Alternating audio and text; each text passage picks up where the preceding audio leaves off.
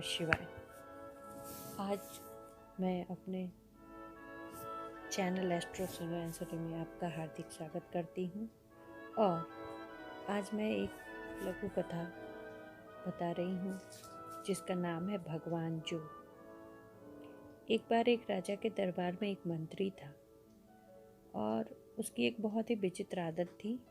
वो कुछ भी होता था तो यही कहता था कि भगवान जो भी करता है अच्छा ही करता है, और कभी कभी यह बात बेमौके भी कहता। काफ़ी लोग उससे नाराज़ भी होते, परंतु बाद में उससे माफ़ी मांगते क्योंकि उसकी बात सच्ची हो जाती थी। उसकी इसी आदत के कारण उसे लोग भगवान जो के नाम से बुलाने लगे थे। एक बार एक मंत्री बीमार पड़ गया और सब लोग उनके घर आए, उनको सांत्वना देने लगे। पर बीमार मंत्री ने कहा कि भगवान जो भी करता है वो अच्छा ही करता है, वो कुछ सोच समझ कर करता है। सभी मंत्रियों को बहुत दुख लगा और राजा ने किसी काम पर बीमार मंत्री के स्थान पर दूसरे मंत्री को भेजा। ऐसा हुआ कि वो मंत्री वहाँ पर काम करते हुए मारा गया। और एक बार एक कारीगर अपने तलवार को लेकर राजा के दरबार में आया और बोला कि मैंने बहुत ही खूबसूरत तलवार बनाई है और वो मखमल में लपेटी हुई थी और बोली इसकी धार बहुत तेज है और ऐसी तलवार आज तक दुनिया में नहीं बनी होगी। तो राजा ने मखमल हटाकर अपनी उंगली से तलवार की धार परखी तो उनकी उंगली कटकर गिर पड़ी।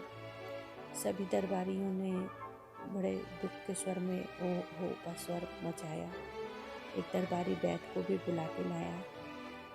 राजा की उंगली से खून टपक रहा था, बहुत ही ज़्यादा वो उसे पीड़ा हो रही थी, बहुत कष्ट में था।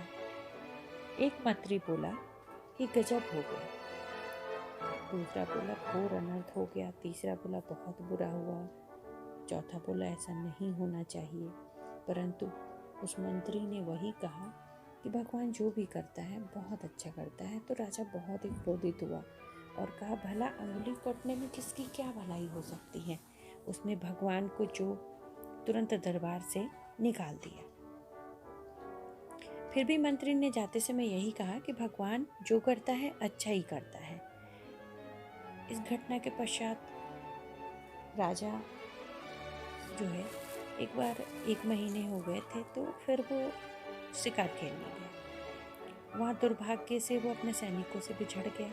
काफ़ी देर तक अकेले भटकते रहा और उसी जंगल में एक डाकू करकाण सिंह वहाँ रहता था।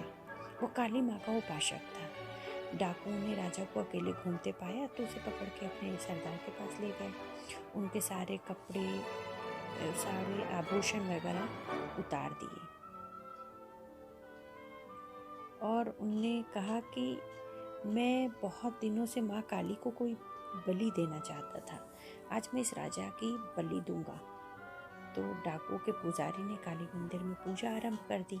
राजा को बलि देने के लिए लाया गया तो पुजारी ने राजा के सारे शरीर की अच्छी तरीके से जांच की और बोला पुजारी कि इनकी तो एक उंगली कटी हुई है और काली माँ को अपूर्ण अंग वाला बलि स्वीकार नहीं करती हैं और नहीं चढ़ाया जा सकता उनको इसकी बलि। इस प्रकार राजा को बलि के अयोग्य घोषित कर दिया गया तो उसको उन डाकुओं ने छोड़ दिया। अब राजा को भगवान जो की याद आई। उन्होंने अपने सैनिकों को भेजकर चारों ओर पता लगाया कि कहाँ गया है वो, तो उसको ढूंढ कर लाया गया और राजा ने उसे गले से लगा लिया और क्षमा मांगी और कहा कि भगवान जो, तुमने जो कहा था कि उंगली कटने से अच्छा हुआ तो मेरी उसके कारण जान बच गई, पर मैंने तुम्हें निकाल दिया था। लेकिन भगवान जो बोला कि सरकार आपने तो मुझे अपनी सेवा से न निकाला होता तो मुझे अपने साथ शिकार पे ले जाते और डाकू आपके साथ मुझे पकड़ते तो मेरी बलि दे दी गई होती क्योंकि मेरे सारे अंग साबुत थे। तो राजा और सभी दरबारी चकित रह गए और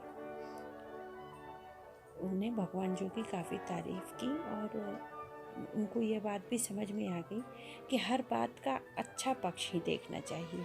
बुरे पक्ष को देखकर उसकी चिंता में नहीं लगे रहना चाहिए और भगवान जो भी करता है कुछ अच्छा सोच कर करता है, उसे हमें शुभ नहीं मनाना चाहिए और भगवान से हमें इस बात की शिकायत नहीं करनी चाहिए कि आपने हमारे साथ अच्छा नहीं किया, क्योंकि वह कुछ अच्छा सोचकर ही हमारे लिए आगे बढ़ते हैं।